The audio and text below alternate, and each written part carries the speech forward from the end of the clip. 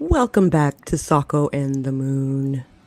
We are reviewing movies like we do every Thursday. Well, most Thursdays. If we're Often being on Thursdays. often on Thursdays. And today we are reviewing The Last Voyage of the Demeter 2023. It was recommended to us by our guest last Friday, Dacre Stoker, and which makes perfect sense. Honestly, if there was a movie that wasn't called Dracula that he was going to suggest, wouldn't it be a movie that came from a chapter in Dracula? Did it? Because Yeah. I was finding conflicting Yeah. So this information. is the part. It's when he's on the ship going to London. Yeah. Right, and that's what it's like. Such a small part of the movie. This was the conversation when the movie came out. It's such a small part of the book that I should looked it up and be able to tell you exactly where it is. I'm not gonna, but it's such a small part of the actual book that there really wasn't a whole lot to do with it. So a lot of people were concerned about, well, what is this supposed to actually be? The book doesn't actually give a whole lot of the details of this point in this voyage. We just know if that I remember correctly, in the book, it was just the ship showing up on shore. Maybe. All right, where's all my stuff? I have to hunt it down. And then the movie takes off as to what happens 4 weeks ahead of time. So that would make sense if you see the boat arrive to port in Romania, and then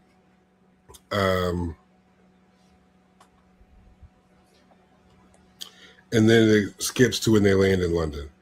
But there has to be some general reference to it in the because where they're getting all the generalities of it. But most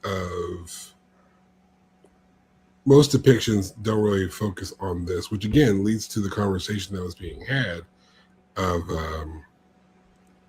what are you going to make a movie about when there's like hardly anything like in the quote unquote source material. There's next to nothing. Because if you remember, Jonathan is sent to Romania from London to meet with Dracula because he's bought a property and he gets to make sure the paperwork's in order. That's why Jonathan goes to Romania and Transylvania in the first place. So then this is Dracula getting all the paperwork done and then moving from Romania to London because they don't have U-Hauls at this point in time. And I can't imagine what the U-Haul would be to go from Transylvania to London. I feel like it'd be a lot. Yeah. But yeah, it's such a small part. And I'm not going to be able to find it in the course of us doing this episode. I'm going to pretend to look anyway.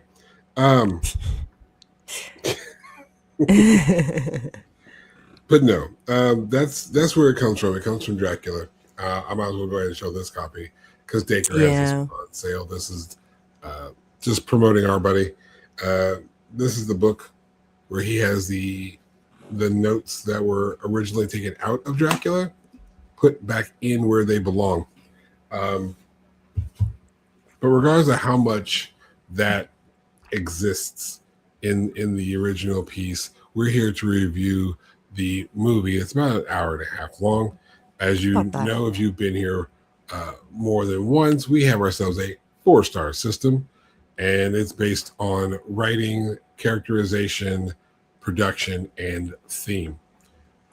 Yeah, that seems out of order because we've changed the order because it's our show. Writing, characterization, production, and theme. Yeah, that's correct.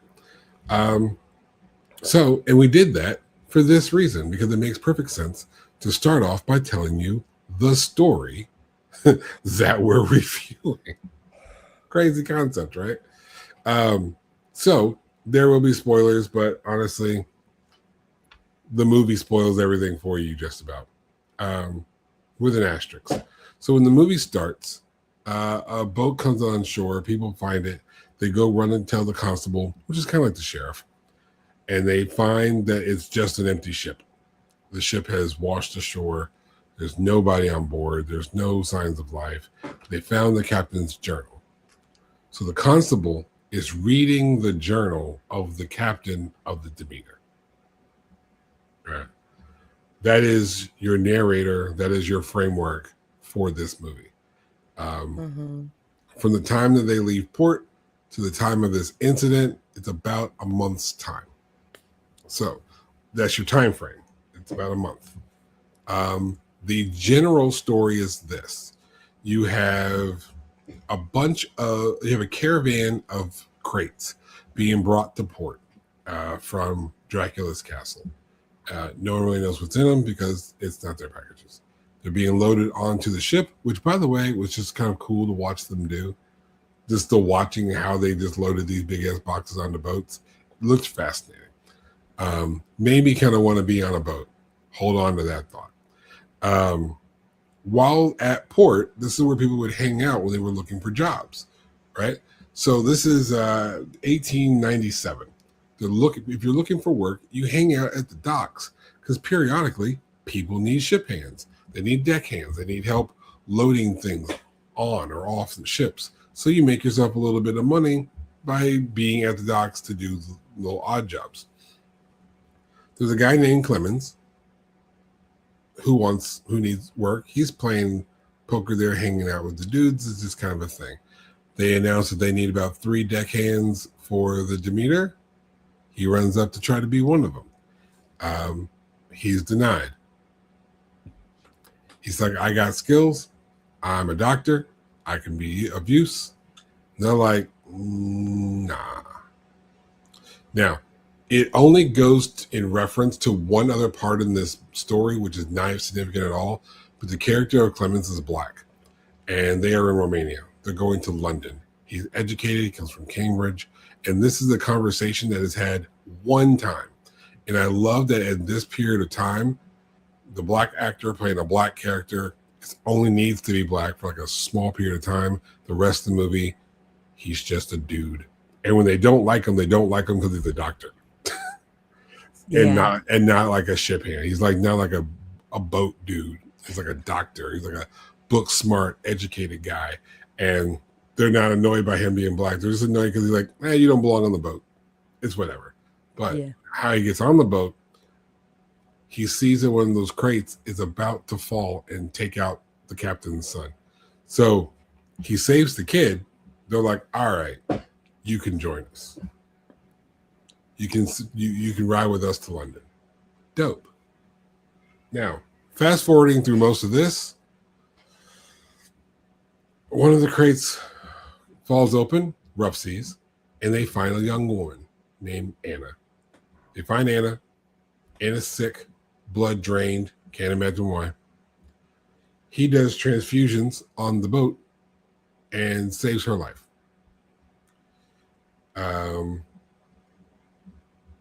But not only is she awake, Dracula's awake too.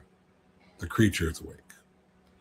And now that he's up, he eats all the livestock. He drinks all the blood from the livestock.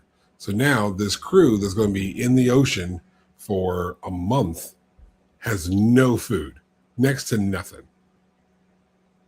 And then they start getting picked off one by one. They don't know what's going on. They eventually figure out it's Dracula. Time passes. People fight.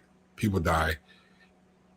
And then we get to the end of the movie where it turns out one person barely survives. He just didn't survive on the boat. He gets, he comes ashore destined to track down this beast and take him out. And that's how we end. Dun, da, da, da. Yeah. Does other shit happen in this movie? Of course it does. Other shit happens in this movie. However, that's the lion's share of the plot. Yeah, absolutely. That's the primary part of the plot. Now, here, as we go through the 4 points that we discussed a moment ago, there are some sub points to determine whether or not this movie gets a star in that category. In the writing category, we talk about the dialogue, the plot, and the pacing. Sako, what do you think about the pacing of this movie? Because that's where the conversation really lies. I think so. It was a slow burn, but I kind of appreciate slow burn movies if the plot is good. Yes. And there was a clear structure. Like you can tell where plot point 1, 2, 3, climax, epilogue. You can see where we're building. It is a slow build, though. It is a slow build. I feel like the movie, but it's only an hour and a half. So I feel like it could have been 20 minutes shorter. It could have been 20 minutes shorter. I agree. Because here's the thing. You're on a boat, right? There's not much set. You're in the middle of the ocean. There's not much scenery. So you're either above deck or you're below deck. It's either daytime or it's nighttime. And it does have like a darkened color grade, more of that in production. But that's the visual of the movie. So there's not a whole lot of dynamic movement. It's just running around the boat. And so during the kills, there was like how dynamic movement, but how much more running around the boat can you do? It's like you're running around below deck, running around above deck. And it's like someone's dead and then they're running around and then they're mad at each other and there's dissension. They come to peace, they move on, but they're still just on a boat. There's no escape. Now, I don't say this as necessarily as a negative, but it could have been a little bit shorter. But it was drawn out because you need to add the dread. But the dread was kind of, once it started, it didn't really increase. It just kind of hung there like a fog. Yeah, it hung there like a fog. And that's fine, but there's no increasing amount of dread. I would have rather had an increasing amount of dread so that I can continuously feel that pressure building, the desperation to either get to port faster or the desperation of the threat that is Dracula. Mm-hmm. They didn't do anything wrong. I guess I just would have wanted it to be done different. I think okay. So I'm guessing for the writing, you don't give it a star. Well, no, I wouldn't say that.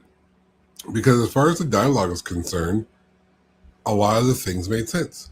There was enough Romanian language from leaving Romania to make sense, but you didn't have to translate it. There's not a whole lot of need for subtitles. The dialogue made sense. You're talking a group of close-knit guys who are familiar with each other, who know each other. They're excited about how much money they might make if they get there ahead of schedule.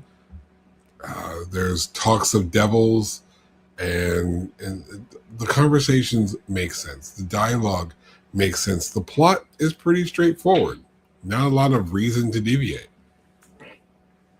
I liked it. That the dialogue was good for the time frame, like their wording and their diction and the language barriers and all of that. Very minimal language barriers.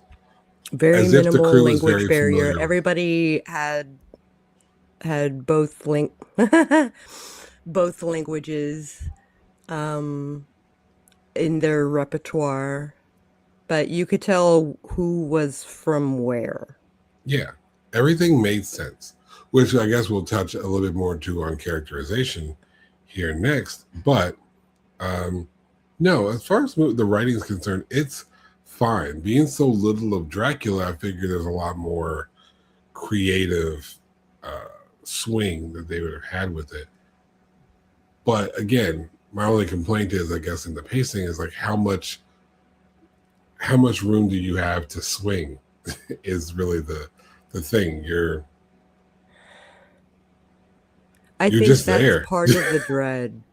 Yeah, you're just there. Like, it does work in other aspects because again, if you could that just get off the knowledge- boat, there's nothing. If you could just get off the boat, there's nothing. There's nothing to worry about.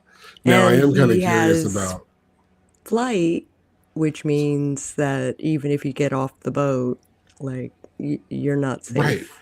But that's the thing. He could always just got off the boat and waited for his ship to get there.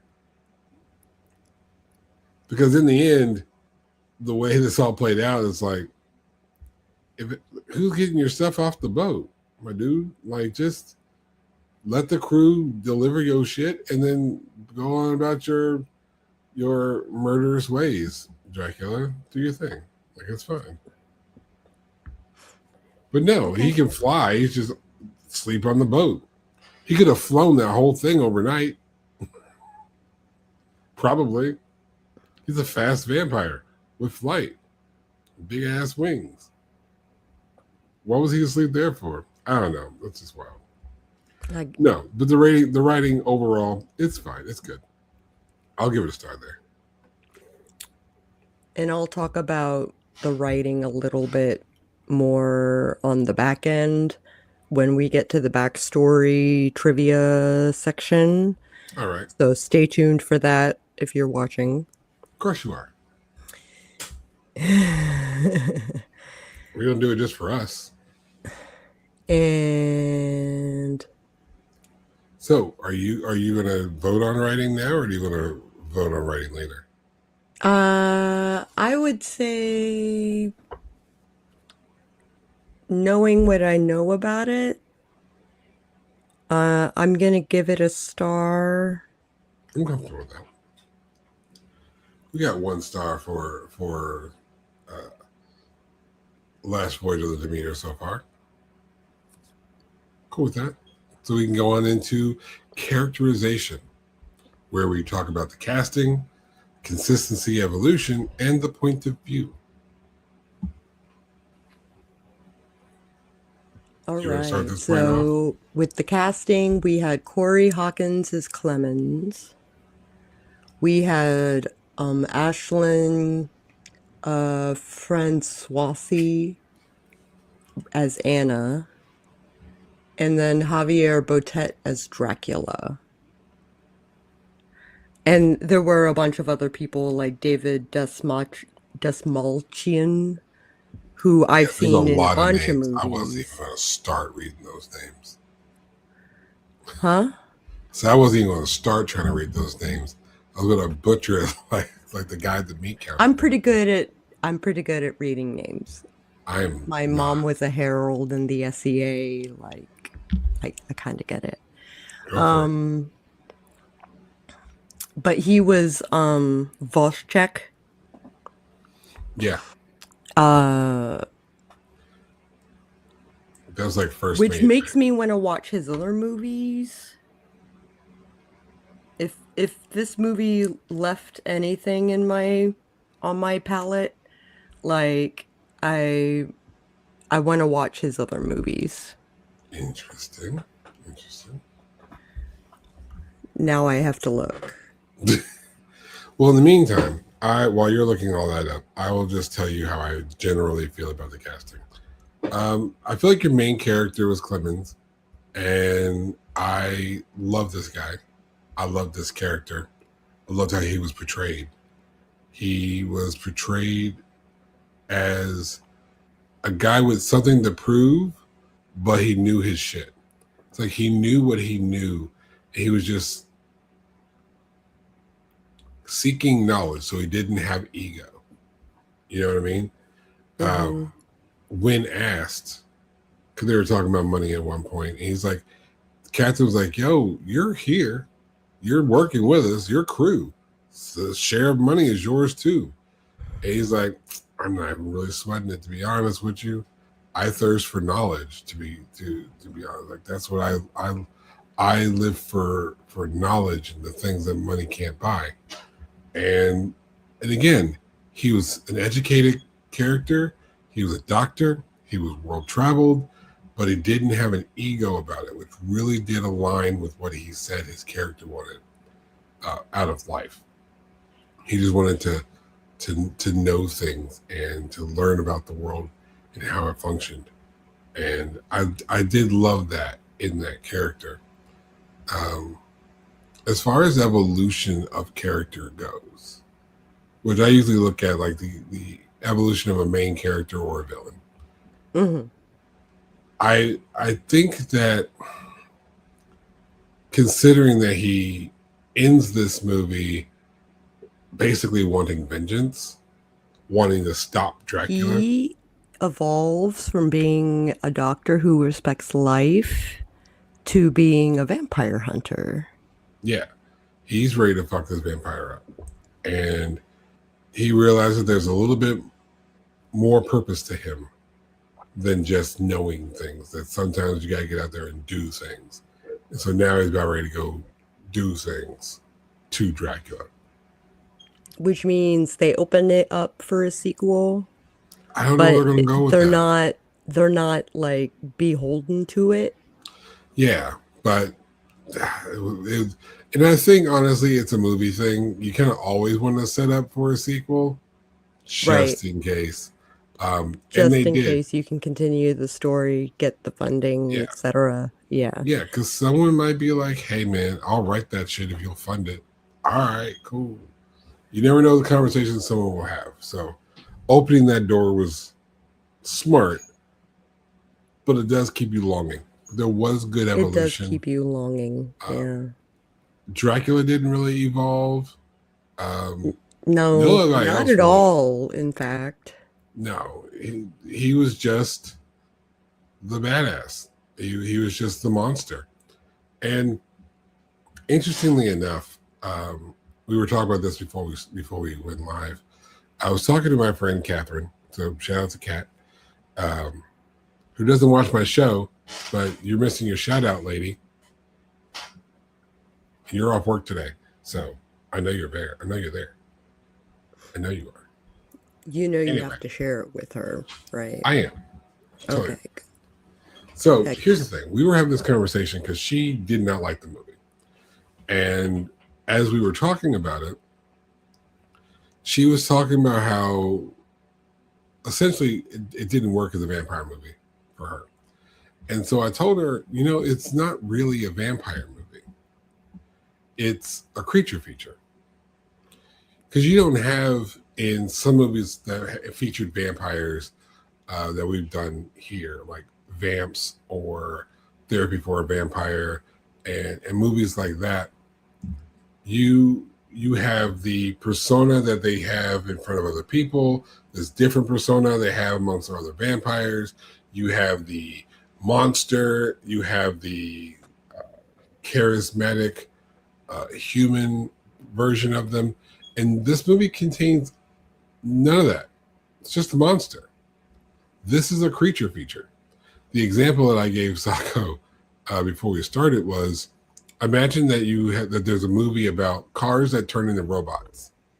I know this is a hard concept for you guys to envision, but I'm trying to transform your minds right now. So just go along with me. Imagine that you have a movie where cars turn into robots, right? But in the course of this movie, the car never turns into a robot. Does it matter that the car could turn into a robot if it never does? Are you looking at it like a robot monster fighting movie, or is it just a driving movie? Is it just a fancier version of Fast and Furious? If it's always just a car and never the robot. Sure, you can say it can turn into this and turn into that, but if it never does in a way that's significant to the story, then is that a part of the story? It's just a fact that you may have that doesn't really matter. And my point of all that is, Dracula in this movie is only Dracula. He's never the Count. He's never humanoid. He's never playing the seductive Well, lover. that's a lie. Minus the ending, but I don't count the ending. Okay. Because that's the ending. It's the closing, and really he's a dude in a coat. By that point, he's still just a dude in a coat. He's a monster in a coat. He's You a don't even see monster his in a face. coat. He doesn't transform his appearance. He's just a monster in a coat and a hat. So even at the end, when he's being a person he's still not. He's just a dude in a coat now, as opposed to a monster in a box. But he's only the monster in this movie. There's no real evolution, minus the fact that he's just like, I'm gonna fuck you up, but I'm this badass the whole way through. I don't think he really needed to evolve, but they progressively showed his monstrosity. yes, Like, you can count that as an evolution. in that way, he evolved. He went from being a mindless feral beast to being learning the language to manipulating people emotionally, like, you will fear me. Yeah. And in that way, he that. kind of evolved. No, I can give you that. He kind of evolved in how he showed himself. I can give you that. But the closest point I was getting with Kat is I told her to rewatch this movie as a creature feature, not as a vampire movie. So that's my advice that I'll give to you. If you're on the fence, or if you watched it and you weren't really happy with it as a vampire movie, my suggestion would be to rewatch it as a creature feature. It's people trying to avoid a monster.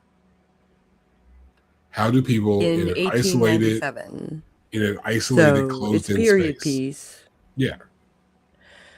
And you got to be prepared to watch a period piece. Just saying. Yeah, but even sometimes though they it's a can be period really piece, dry. a little, but they're also stuck on a boat. So we're not dealing with 1897 Romania, and we're not really dealing with 1897 London. We're on a boat. We're on a boat. We're on a boat. We're the Lonely Boys. Where's the lonely island at this point? I need the Lonely Island and T-Pain. Because we're just sitting here on a boat.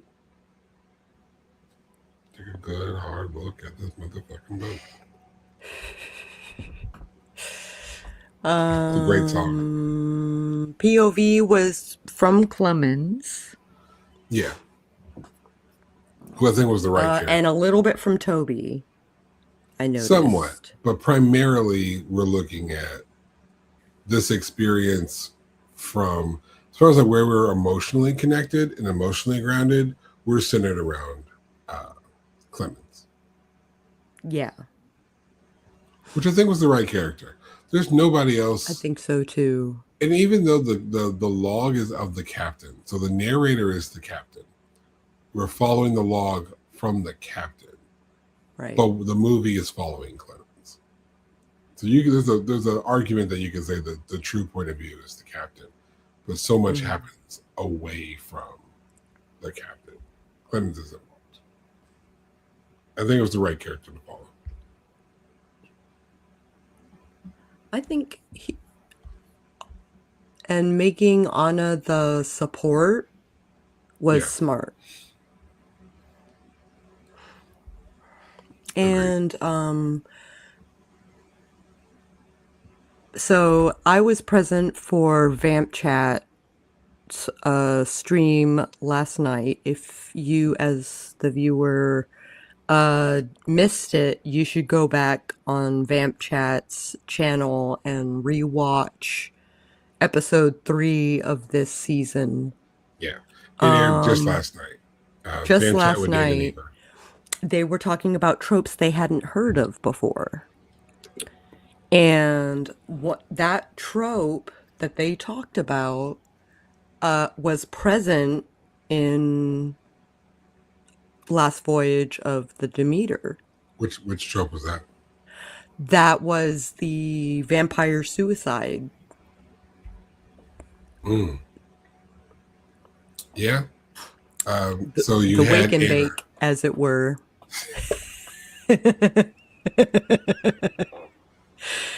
Take that as you will. Yeah. So yeah. So at the end of the movie, you have Anna, who was previously bitten. The transfusion was keeping the infection at bay, but she knew that like we're not gonna keep doing this forever, my dude. I don't want to. I don't want to become one of those. I'm just gonna. I'm just gonna roll out. Which I got really mad about because she was on like the much better piece of shipwreck. She was on a much better piece of shipwreck to just float off and burn, while homies was holding onto a log, trying to make it out like a mile and a half to shore. Canvas-laden log, no Just like, less. Yeah. come on, y'all could have swam to each other. You could die on a log, little lady. Like, let homie have the little Little board. dignity. Yeah. Yeah, let him oar himself to the shore To on the better London. piece. Yeah. Other than that, it's fine. No, it's Okay. So, how do we feel about the characterization? Like, I think based on the evolutions of the story already, Mhm. I say give it a star, but I understand if you decide that it shouldn't. No, I think it deserves a star. If for any other reason, the character of Clemens was really strong. He did Yeah. carry. He carried a lot of this movie, not He just was from very being the point of view. relatable. Yeah, not just from being the point of view that we kind of rock with, but he was the one trying to advocate for Anna. He was the one trying to uh, be there as a support for Toby. He was there to help the captain, mitigate this threat. He was there to try to minimize the hostility from the crew that blamed him um, for the death and destruction. They're just like, no, you saved that little girl. You should have thrown her overboard. You trying to tell us to be nice and be humane. Nah, bitch, we saved her, and now everybody's dying. So now, were they going to be running into this problem anyway? Yes. Did they realize this? Probably not. And at that point in time, it's 1897, and they're just kind of scared. Honestly, they're scared, and they had every reason to be scared. So, no, I give a star for this. Okay. So 2 stars. We're doing all right. Astros. Dos. Dos Astros. It's 5 star. Production. So within production, we talk about the art direction, we talk about the makeup and props, and we talk about the cinematography. As far as the art direction, so when I watch a movie, what happens is I watch about 20, 25 minutes of it. I pause it. I kind of reflect on it. I kind of let it sink in, and then I'll come back to it a half an hour to an hour later, and I'll continue it once I've really let it sit with me for a minute. Every time I paused it, it landed on a really great shot. Mm-hmm. Like as a still, it could have been sold as artwork. Like just beautiful shots. The cinematography was excellent camera work. And especially during the kills, especially in the later ones, like just the disorientation of the living person trying to keep track of Dracula. Yeah. And just so expertly shot. Someone has been at this a very long time, and also whoever edited that Oh, yeah. was should get some recognition. Yeah, I agree with you. It was such a beautifully shot movie. The color, it's a dark movie. So there's that. I will say that. Hmm. Any old school fan of Tim Burton knows a dark movie when we see one and how hard it is to watch. It's kind of like watching Batman, like the 1988 Batman with Michael Keaton, because the movie's just so dark. Like it's fine when things happen during the daytime, but the movie is just aesthetically dark. But it's not dark and like dark black and gray. It's dark with this beautiful like aqua green blue shade. Look at the thumbnail that we have for this movie. Yeah, the thumbnail is a great It's so uh beautiful. It's a great example of what Sako was talking about. How any the color paused grading. any paused moment looks like art. Um, Side note: the ability to create that level of depth with the ocean background.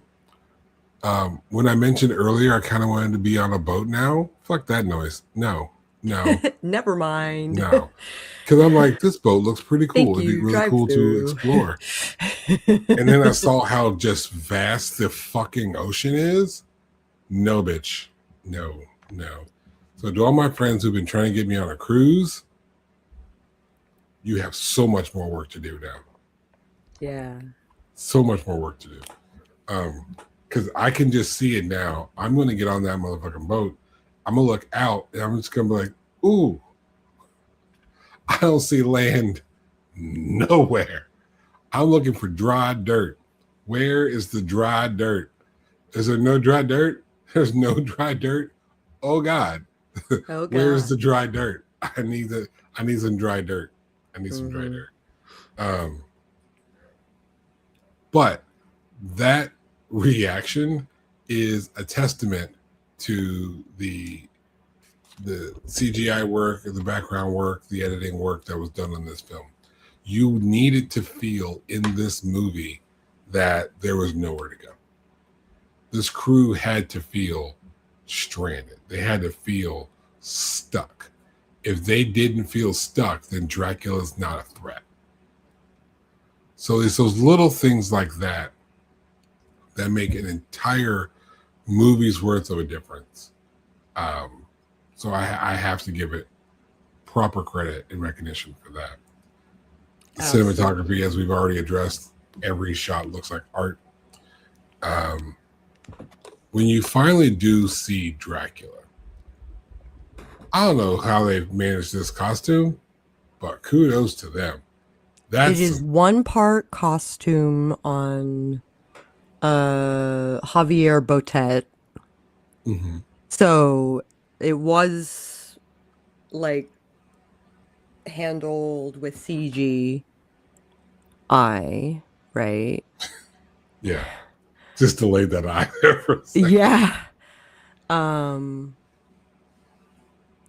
so I felt like especially the close-ups of Dracula Oh yeah, later in the movie, the CGI became more obvious. it was so dark, and I was just so kind of caught in the moment I didn't even look. Um, I'm really sensitive to it, so I think there are video games that handle it better than this movie did.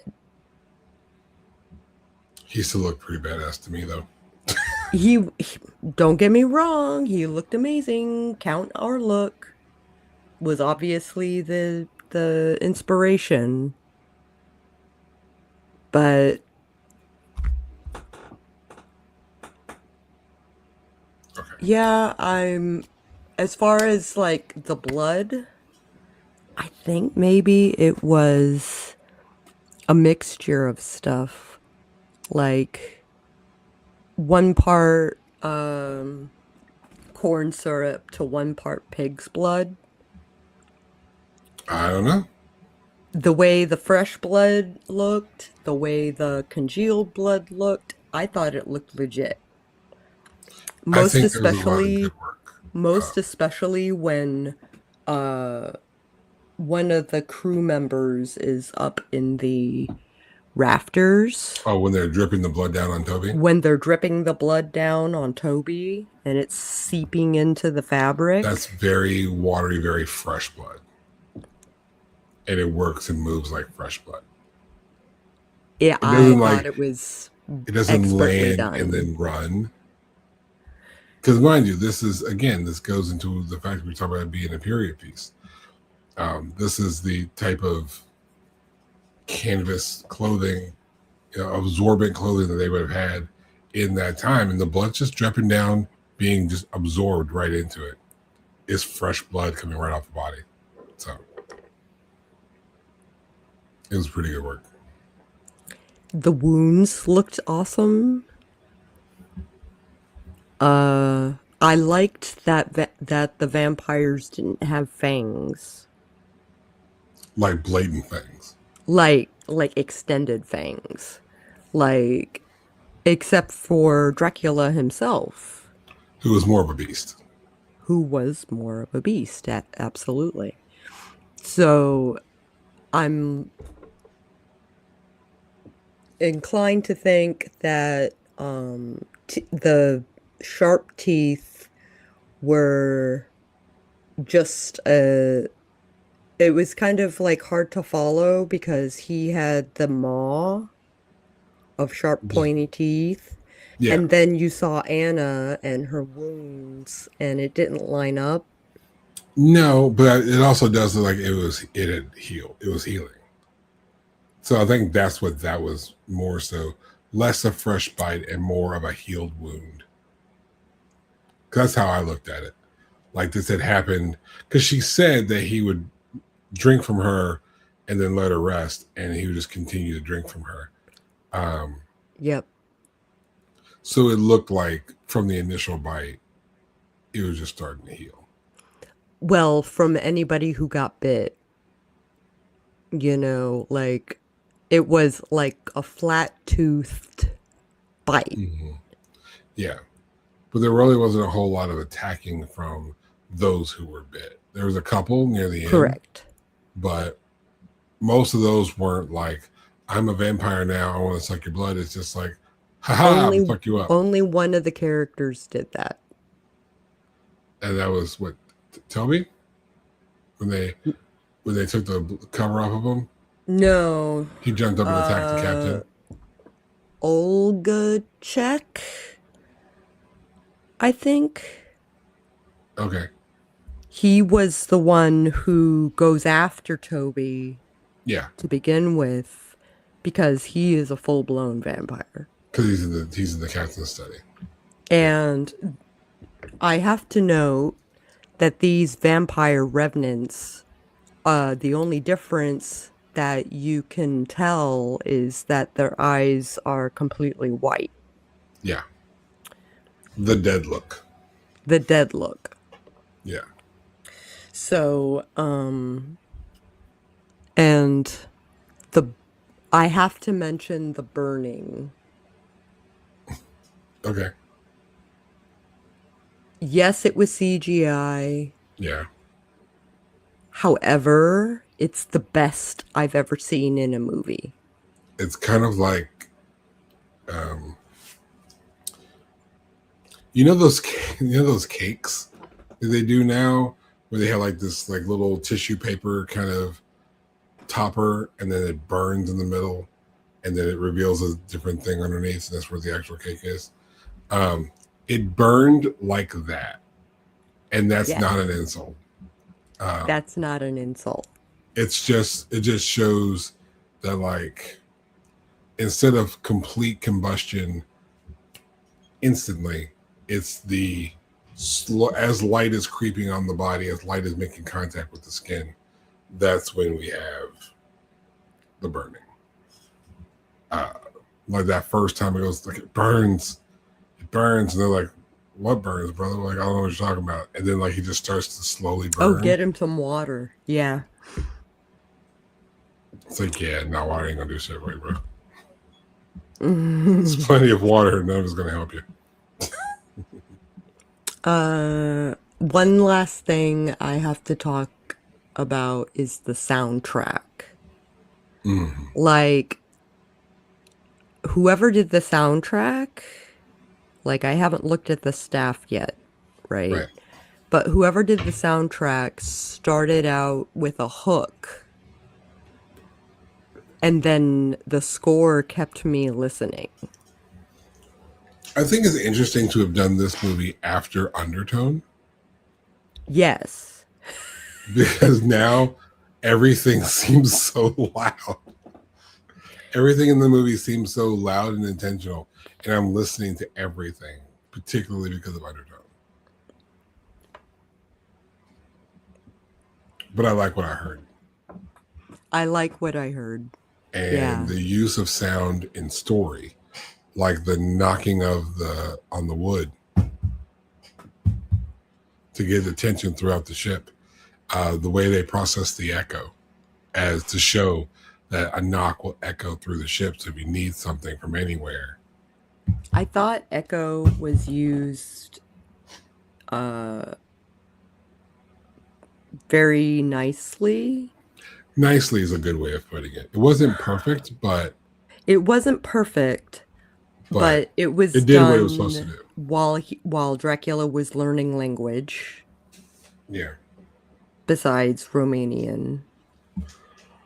And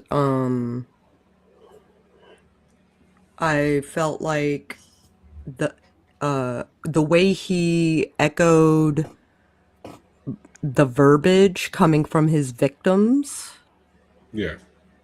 Like the please no is the first line that he says. And I just thought that was a beautiful technique for like making the dread spike a little bit. Yeah. I agree with that. Like, we thought he was completely feral up to this point. And that might have something to do with the amount of blood consumed. Like, if he was hungry, he was more hangry. But the more blood he consumed, the more he kind of was able to settle back got into with his, it, became more cognizant. Yeah, kind of like how Anna was less, because when she was starting to wake up with the transfusions, she was blabbering in her sleep and blubbering and then just kind of talking back and forth in a couple of different languages. But then once the transfusions had gone for a while, then she's walking, talking, she got talking her normal. wits about her. Yeah. So I figured that may have been what we were looking at with Dracula. I know I hadn't thought about that until just now, but I think it works. Okay, so I say, despite all the CGI, what else? It was still a beautiful movie. Yeah, you couldn't do practical for that whole thing. Oh no! First of all, you weren't going to get the flight done with a rig. Now and the fire. Holy shit! Yeah, don't do that. Don't burn your actors. Don't burn your actors. Also, so most of the time it was the wounds were consistent, but there's a goof that I noticed when Wojtek is up in the rafters. Mm-hmm. One shot, he's covered in blood from his cohort being taken. Yeah. And then the next shot, his face is empty. You know what? That happens on set. I'm not even gonna hold him. Continuity's a bitch. Continuity's a bitch. Sometimes you just gotta use the shots you have available, and it's just like, infamously, Screenshots has the scene where Faith is going back and forth uh, in the kitchen. The instruction wasn't delivered clearly as for what the director wanted, but we filmed that scene before and after lunch. Oh, whoops. So we filmed it without the characters, without glasses, because the character didn't wear glasses. The actress did. So, Oh, shit. so she was wearing no glasses before lunch. Then we leave to go to lunch. She puts her glasses back on, and we immediately come back to shoot and finish the scene, and she doesn't take her glasses off. So now, if you watch that scene in screenshots, like she'll go to the left with no glasses, she'll go to the right with glasses on. She goes to the left with glasses on, goes back to the right with no glasses. It's a weird 45 seconds where the glasses keep going on and off. And at that point, we're just like, look, that's the shots we got. I don't know what to tell you. We're not shooting it again. We're not shooting it again. We're not shooting it again. Yeah. It's just what it is. It would require a reshoot, and we're not doing that. We're not doing it. And so a lot of it was just like, all right, this is just what it is.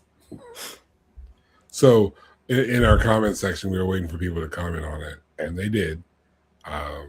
They noticed the continuity error, and we're just like, you know what? We knew about it, but once we shot it, it was just kind of like, meh. It's Leave a pretty it as obvious an Easter egg. Yeah, and now I'm like, well, now I want to kind of throw this into every movie we have, just something purposely done. Some purposeful incongruency that people will catch. Yeah. It looks like we fucked up, but we didn't.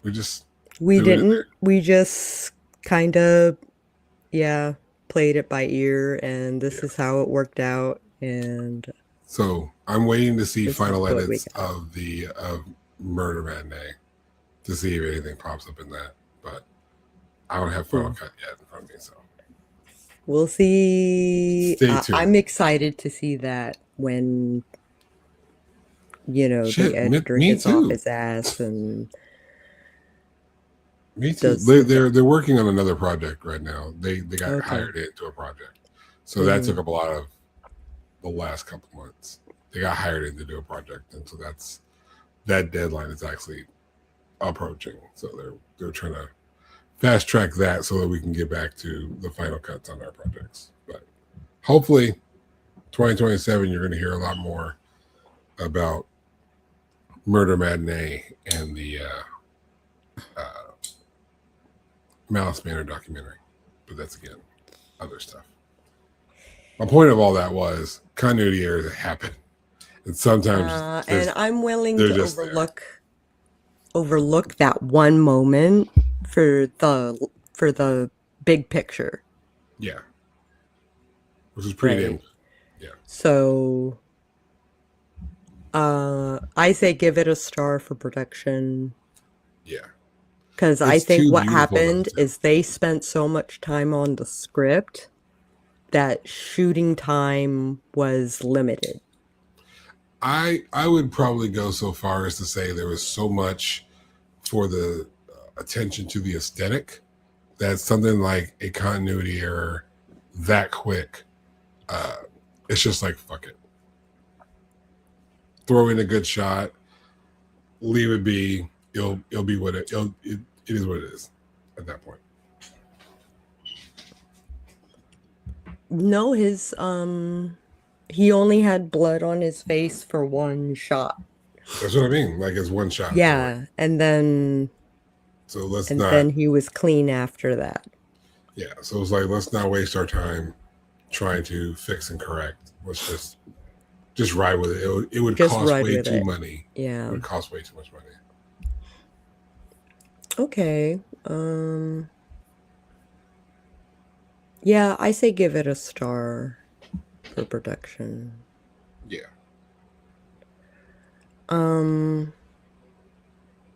Lastly, we have theme. We talk about the message, the tone and the mood, and we talk about like trivia backstory stuff that I alluded to before. Yes. Um, the message I struggled for a little bit. Um, respect life, but like what's the line? Do no harm but take no shit. Yeah. Um, I think there's a message about humanity ultimately. It The is. character of Clemens values life. As a doctor, he saves it. Um, and there were people who were just like, basically, fuck this bitch. She's bringing evil on the ship. She's got to go. And this is before Dracula even showed up. They're like, "Ooh, she's a bad omen. We're not going to deal with this." Um, but he showed us the importance of valuing life. We're confronting a creature that did not value life. Everything is just food to him. Um, he wanted to be intimidating, but Clemens was not intimidated, and he just showed that there's more value in life. There's more power in life. Um, so, and even when Anna was at the end of hers, she chose to end life as herself, as opposed to live in a state where she would be stealing life from others. So Right. it was trusting the value of life. I think that's the overall theme of this movie, Trusting the value of life. more or less. Well put. Thank you. Not bad for literally coming up with that just now. The tone and the mood, I mean, like we mentioned before, there's that even keel dread throughout, ringing throughout the rest of the story, Yep. with little spikes during each of the kills. Yep. Um, especially in the first act, I think, because we see the effect that Dracula is leaving behind, like the mess that he's leaving behind. Yes. And not showing the monster in the first act is a very strong choice. If you're gonna have the monster in the film already, um, I'm okay with it. I'm definitely okay with it. Um, I'm not discounting it, but I thought their writers were not monkeys on typewriters. Right. Right. This was definitely intentional. This was Uh, intentional. and by intentional, I mean like they had intent. They're like, we're going to do it this way for this reason. And everything did kind of line up pretty well.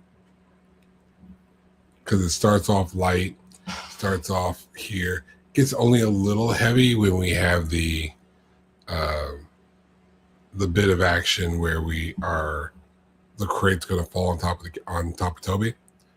But after that, everyone's getting along. It's a fun little tour. We get to see all the pets. We're following around the dog. Oh, by the way, the dog does die. It's the thing people like to be warned about. The dog does All die. the animals die. All the animals die. So So that take that is as, going to be what it is. yeah. But again, I know people like to be warned about that. So the dog does die. But otherwise, the mood starts off really high, really well. And then it just trickles down from there. Um, yeah. The The mood I felt decreases, like but the dread stays constant. the dread stays constant. Yeah. Which, if you're paying close attention to the story, like it's, I found it, like I was invested. I didn't put it in such a way that um I was, I mean, I wasn't doing anything else while I was Watching it. watching this movie. Yeah. Um, And I advise that. Don't play on your phone, play a game or anything like that while watching. You're gonna want to. you're gonna want to zero in on this Yeah. because if you blink, you will miss something. Something might be something small and you may not even consider it but it's like things in conversation, things in dialogue. You'll miss The nuanced shots of reactions. Dracula in the second act. Yeah. And then mind you, these are characters who you don't see very clearly in a lot of the movie because it's dark. And there's like a couple of them are just dark-haired dudes. And so if you're not paying attention to which dark-haired dude you're looking at, they're very different. And Yeah. the roles that they play amongst the crew are very different. So it's good to pay attention.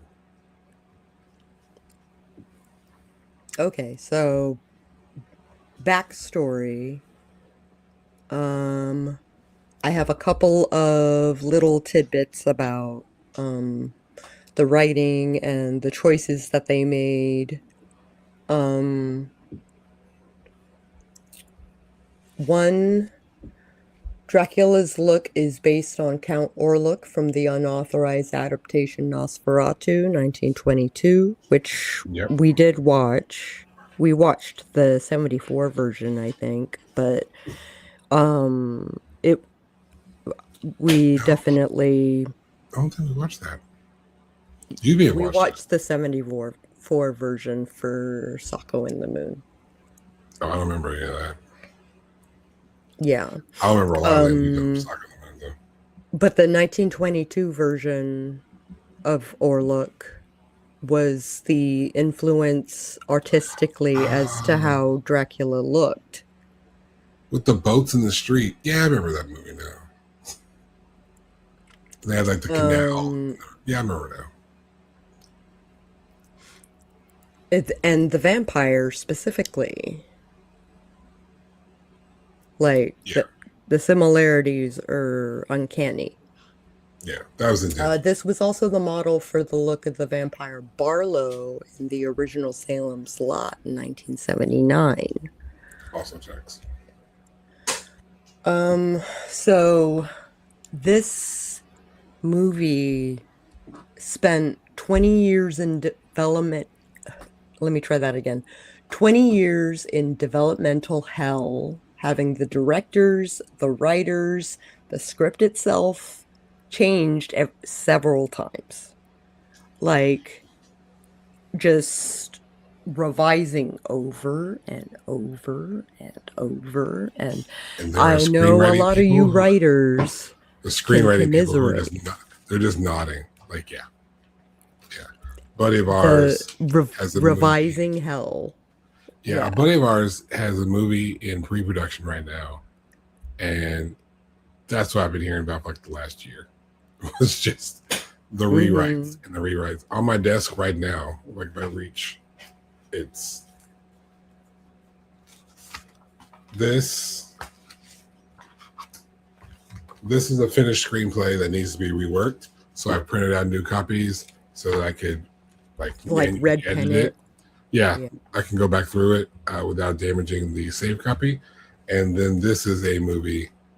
Actually, this is the movie, the script that won the award at Imagineering. This is it. And it needs to be reworked because before we film it, when this was written, this just goes to the validity of that notation. When this was written, there were certain actors that worked at the haunt. They played certain characters, and they're not there anymore. Right. So now that those characters are not there, these have to be changed. New actors worked there in addition to who was there.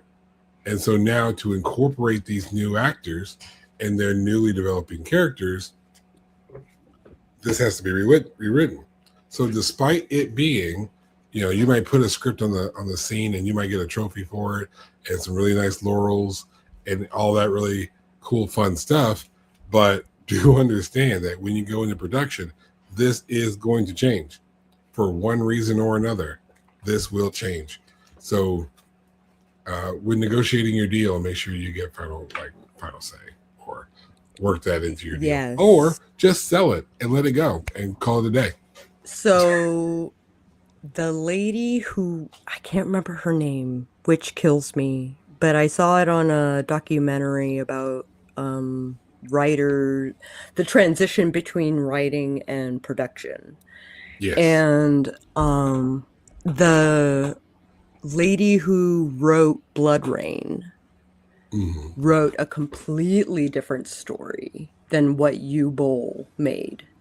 Yeah. So now she tries very hard to remove herself from the name of the project because it was bastardized so hard. Yeah. Like, they changed the characters, they changed the story, they kept the aesthetic.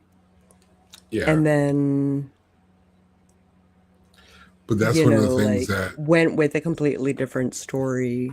One of the things that they have to tell screenwriters is that this is the thing that's going to happen. It's going to happen. If you're going to sit here like Tarantino or Coogler or Peele and you're going to write and direct, you're good. You're going to have exactly what you want. The moment that you are dealing with some other production group, things have to change. Yeah. Sometimes it has everything to do with money, and you have a rocket that flies from here to the moon, but they can't afford to build a rocket, like the set of a rocket. So that scene gets scrapped, and you have some sort of representation, maybe a character looking out a window, you have the sound of a rocket taking off, and then you have maybe Houston's on the radio talking about perfect landing, and now you have the characters wherever they're supposed to land. No rocket is ever shown, but you had a whole scene taking place on the rocket. It's going to get cut if you can't afford to have the rocket scene. If you have an actress who doesn't want to do the thing that is in the script, but she has a different idea to make it work, you may have to bend to that will. Like, that's just because you made no actress, no main character, no movie. So these are things that you have to take in consideration while writing. One of the things with Hallowed Hills is I worked, sometimes to a fault, too closely with production. But I had the conversation with the producer about, like, can we do this? He's like, yeah. I'm like, all right, cool, we'll put it in the movie.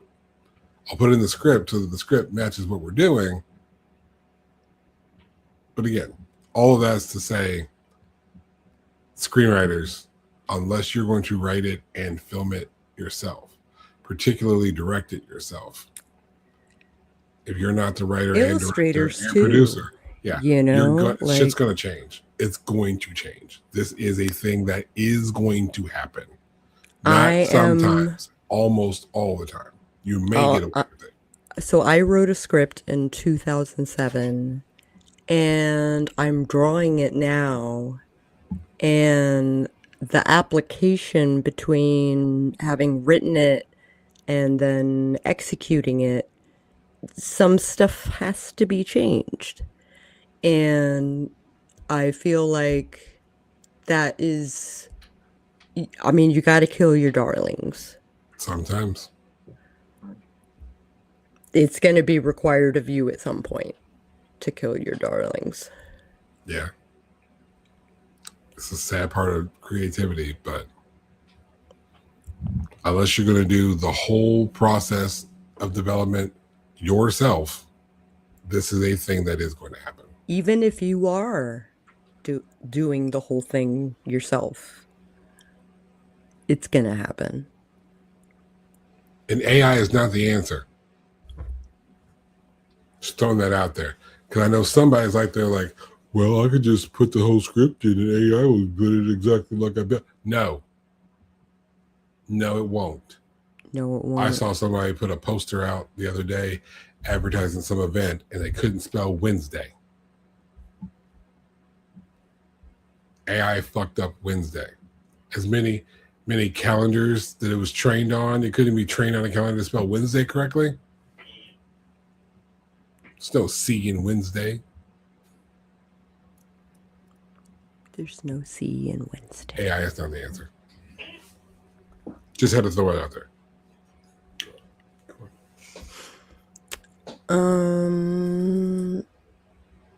Anyway, the director, Andre Vredal, described this movie as basically Alien from 1979 on a ship in 1897. So his inspiration for making it a creature feature was Alien.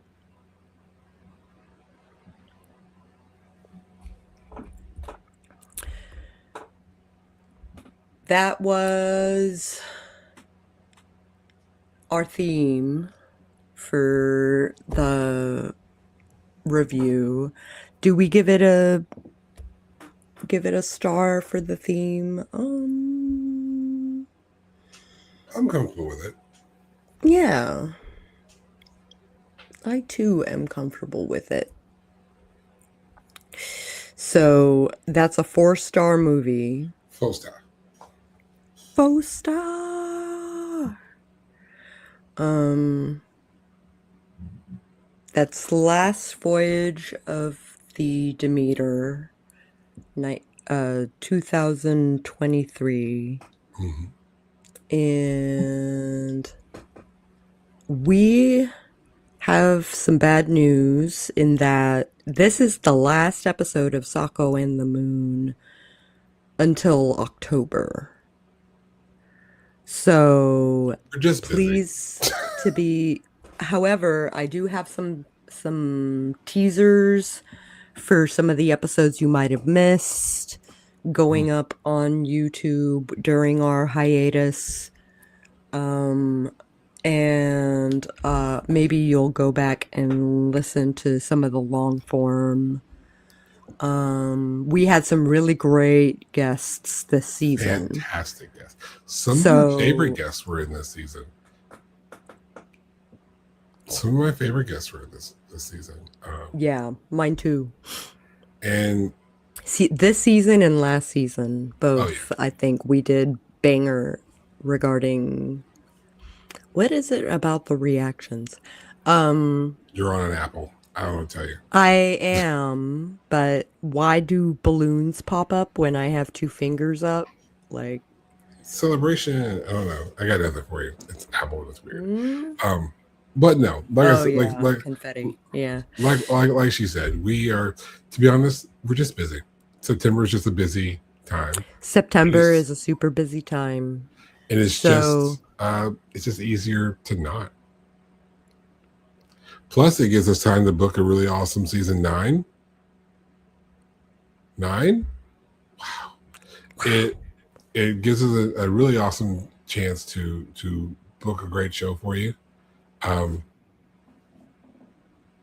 in the meantime, you've got all the time in the world to go back and watch our episode with the Dream Museum, Farrell Lauren, or with Dacre Stoker, that Dacre Stoker, or MJ Huntsmith, or Elle Marie Wood, or Stephanie Jensen. Jensen. Right. Go get her books and count how many penal references were in her series. That's fun. That's a real fun episode to watch. Go back even further. If you watch the Dacre Stoker episode, you will hear Dacre refer to some projects with an author named John Palisano. He was on a guest the season prior. So go find John's episode. you hear us talk about haunts and things of that nature. Sean and Amanda Durkin were on the show in the last season. There are so many great episodes that we've done, and I can speak for Sako when I say this. We are really so thankful for all the amazing guests that have been on the show and that will be on the show.